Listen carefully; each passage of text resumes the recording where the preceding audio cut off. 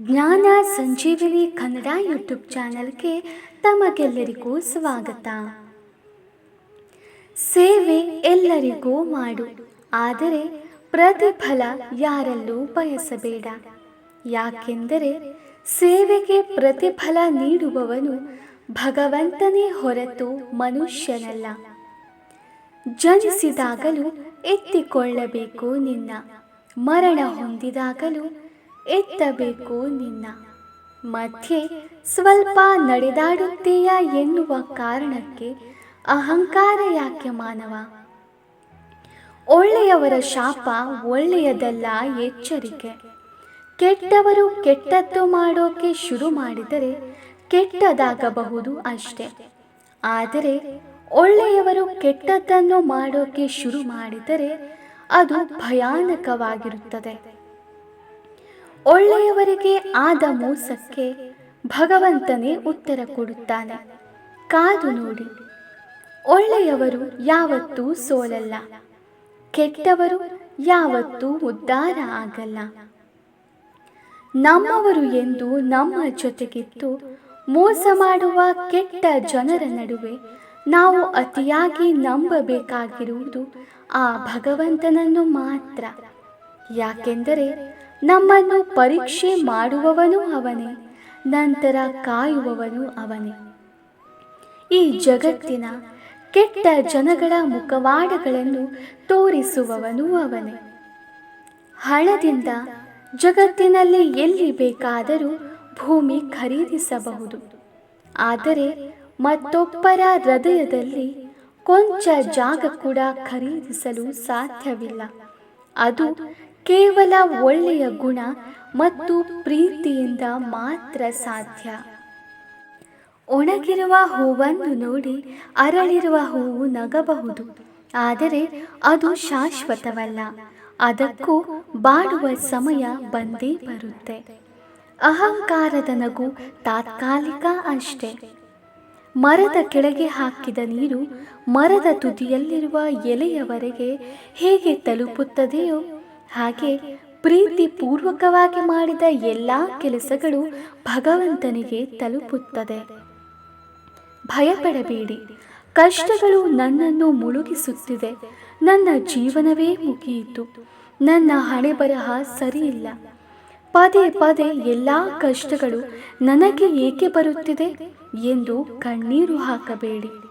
ಒಳ್ಳೆಯ ಸಮಯ ಬರುವಾಗ ದೇವರು ಹೆಚ್ಚು ಕಷ್ಟಗಳನ್ನು ಕೊಡುತ್ತಾನೆ. ದೇವರಿದ್ದಾನೆ ಎಂಬ ನಂಬಿಕೆಯಿಂದ ನಿಮ್ಮ ನೋವನ್ನು ನುಂಗಿ. ಸ್ವರ್ಗದಲ್ಲಿ ಎಲ್ಲವೂ ಇದೆ, ಆದರೆ ಸಾವಿಲ್ಲ. ಭಗವದ್ಗೀತೆಯಲ್ಲಿ ಎಲ್ಲವೂ ಇದೆ, ಆದರೆ ಸುಳ್ಳಿಲ್ಲ. ಜಗತ್ತಿನಲ್ಲಿ ಎಲ್ಲವೂ ಇದೆ, ಆದರೆ ನೆಮ್ಮದಿ ಇಲ್ಲ. ಇವತ್ತಿನ ಎಲ್ಲ ಮಾನವರಲ್ಲಿ ಎಲ್ಲವೂ ಇದೆ, ಆದರೆ ಶಾಂತಿ ಇಲ್ಲ. ಹೇಡಿಗಳು ಮತ್ತು ದುರ್ಬಲರು ಮಾತ್ರ ಅದೃಷ್ಟಕ್ಕೆ ವಿಷಯಗಳನ್ನು ಬಿಡುತ್ತಾರೆ. ಬಲವಾದ ಮತ್ತು ಆತ್ಮವಿಶ್ವಾಸ ಹೊಂದಿರುವವರು ಎಂದಿಗೂ ಒಳ್ಳೆಯ ಸಮಯಕ್ಕಾಗಿ ಕಾಯುವುದಾಗಲಿ ಅದೃಷ್ಟವನ್ನು ಅವಲಂಬಿಸುವುದಾಗಲಿ ಮಾಡುವುದಿಲ್ಲ. ನಿನ್ನ ದೊಡ್ಡ ಬೆಂಬಲಿಗ ಅಪರಿಚಿತನಾಗಿರುತ್ತಾನೆ ಮತ್ತು ನಿನ್ನ ಬಹುದೊಡ್ಡ ಶತ್ರು ಪರಿಚಿತನೇ ಆಗಿರುತ್ತಾನೆ. ನಿನಗೆ ಏನು ಬೇಕು ಅದಕ್ಕಾಗಿ ನೀನು ಹೋರಾಟ ಮಾಡದಿದ್ದರೆ ಕಳೆದುಕೊಂಡಿದ್ದಕ್ಕಾಗಿ ಕಣ್ಣೀರು ಸುರಿಸಬಾರದು. ಸತ್ಯ ಬಯಲಿಗೆ ಬರುವವರೆಗೆ ಸುಳ್ಳಿನದ್ದೇ ಅಧಿಕಾರ ಇರುತ್ತದೆ. ನಿಜವನ್ನು ನಿರೂಪಿಸಲು ನಿರಂತರ ಪ್ರಯತ್ನ ಪಡಬೇಕು. ನೈಜ ವ್ಯಕ್ತಿತ್ವ ವ್ಯಕ್ತವಾಗಲು ಮುಖವಾಡ ಕಳಚುವವರೆಗೂ ಕಾಯಬೇಕು. ಜೀವನವೆಂಬುದು ಸುಂದರವಾದ ಉಡುಗೊರೆ. ವ್ಯರ್ಥ ಲಾಭದಲ್ಲಿ ಅದನ್ನು ಹಾಳು ಮಾಡಿಕೊಳ್ಳಬೇಡಿ. ಬದುಕಿನಲ್ಲಿ ಏನೂ ಸರಿಯಿಲ್ಲ ಎನಿಸುತ್ತಿದ್ದರೆ ಒಮ್ಮೆ ಯೋಚಿಸಿ, ನೀವಿನ್ನೂ ಬದುಕಿದ್ದೀರಿ. ಬೇರೆಯವರಲ್ಲಿ ಏನಿದೆಯೋ ಅದು ತನಗೂ ಬೇಕು ಎನ್ನುವ ಆಸೆ ಇರುವವರಿಗೆ ತಮ್ಮಲ್ಲಿ ಎಷ್ಟೇ ಇದ್ದರೂ ನೆಮ್ಮದಿ ನೀಡುವುದಿಲ್ಲ. ತನ್ನಲ್ಲಿ ಏನು ಇರುವುದೋ ಅದರಲ್ಲಿಯೇ ನೆಮ್ಮದಿ ಕಂಡುಕೊಂಡುವವರಿಗೆ ಬೇರೆಯವರ ಹತ್ತಿರ ಏನೇ ಇದ್ದರೂ ತಲೆ ಕೆಡಿಸಿಕೊಳ್ಳುವುದಿಲ್ಲ. ಯಾರು ನಿಮ್ಮ ಜೀವನದಲ್ಲಿ ಸಿಗಬೇಕು ಎಂದು ಸಮಯ ನಿಶ್ಚಯವಾಗಿರುತ್ತೋ ಅವರು ಭವಿಷ್ಯದಲ್ಲಿ ಒಂದಲ್ಲ ಒಂದು ದಿನ ಸಿಕ್ಕೇ ಸಿಗುತ್ತಾರೆ. ಚರಿತ್ರೆಯಲ್ಲಿ ಗೆದ್ದವನಿಗೆ ಗೆದ್ದವನು ಎನ್ನುವ ಭಾವವಿದೆ. ಸೋತವನಿಗೂ ಕೂಡ ಇಂಥವನೊಂದಿಗೆ ಸೆಣಸಾಡಿ ಸೋತ ಎನ್ನುವ ಜಾಗವಿದೆ. ಆದರೆ ನಿಂತುಕೊಂಡು ನೋಡುವವರಿಗೆ ಮತ್ತು ಆಡಿಕೊಂಡು ನಗುವವರಿಗೆ ಚರಿತ್ರೆಯಲ್ಲಿ ಎಲ್ಲಿಯೂ ಜಾಗವಿಲ್ಲ. ತಾಳ್ಮೆ ಇಲ್ಲದವನಿಗೆ ವರ್ತಮಾನವೂ ಇಲ್ಲ, ಭವಿಷ್ಯವೂ ಇಲ್ಲ. ನಮ್ಮ ಬದುಕೇ ಒಂದು ಹೋರಾಟ. ಈ ಹೋರಾಟದಲ್ಲಿ ನಾವು ಮಾಡುವ ಕಾರ್ಯವನ್ನು ಪ್ರಾಮಾಣಿಕವಾಗಿ ಮಾಡಬೇಕು. ಏನು ಆಗಬೇಕೋ ಅದು ಆಗೇ ತೀರುತ್ತದೆ. ಅದನ್ನು ತಡೆಯಲು ಯಾರಿಂದಲೂ ಸಾಧ್ಯವಿಲ್ಲ. ಕೆಲವು ಸಾರಿ ನೀವು ಯಾವ ತಪ್ಪು ಮಾಡದೇ ಇದ್ದರೂ ಕೆಟ್ಟವರಾಗಿರುತ್ತೀರಿ. ಯಾಕೆಂದರೆ ಜನರು ಬಯಸಿದಂತೆ ನೀವು ಇಲ್ಲ ಎನ್ನುವ ಕಾರಣಕ್ಕೆ.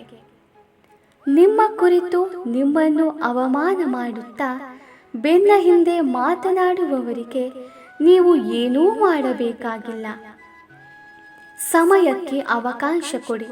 ಹೇಗೆ ನರಕ ಅನುಭವಿಸುತ್ತಾರೆಂದು ನೋಡಿ. ಯಾಕೆಂದರೆ ಕರ್ಮವು ಅವರನ್ನು ಸುಡಲು ಪ್ರಾರಂಭಿಸುತ್ತೆ ಮತ್ತು ಕರ್ಮವೇ ಅವರಿಗೆ ತಕ್ಕ ಪಾಠ ಕಲಿಸುತ್ತೆ. ಕಾಯುವ ತಾಳ್ಮೆ ಇಟ್ಟುಕೊಳ್ಳಿ ಅಷ್ಟೇ. ಮಾಡಿದ ಪಾಪಕ್ಕೆ, ಮಾಡಿದ ದ್ರೋಹಕ್ಕೆ ಮುಂದೊಂದು ದಿನ ನರಳಿ ನರಳಿ ಕೊರಗಬೇಕು. ಹೇಗೆ ಬೆಂಕಿಯ ಬಲೆಯಲ್ಲಿ ಬಿದ್ದವರು ನರಳುತ್ತಾರೋ ಹಾಗೆ ಪಾಪಿಗಳು ಅನ್ಯಾಯವಾಗಿ ಮಾಡಿದ ಮೋಸಕ್ಕೆ ನರಳಾಟವೇ ಶಿಕ್ಷೆ, ಎಚ್ಚರಿಕೆ. ಶ್ರೀಕೃಷ್ಣನ ಇನ್ನಷ್ಟು ನುಡಿಗಳಿಗಾಗಿ ನಮ್ಮ ಚಾನೆಲ್ ಅನ್ನು ಸಬ್ಸ್ಕ್ರೈಬ್ ಮಾಡಿ. ಹಾಗೆ ಪಕ್ಕದಲ್ಲಿರುವ ಬೆಲ್ ಬಟನ್ ಅನ್ನು ಕ್ಲಿಕ್ ಮಾಡಿ. ಧನ್ಯವಾದಗಳು. ಎಲ್ರಿಗೂ ಒಳ್ಳೆಯದಾಗಲಿ. ಜೈ ಶ್ರೀಕೃಷ್ಣ.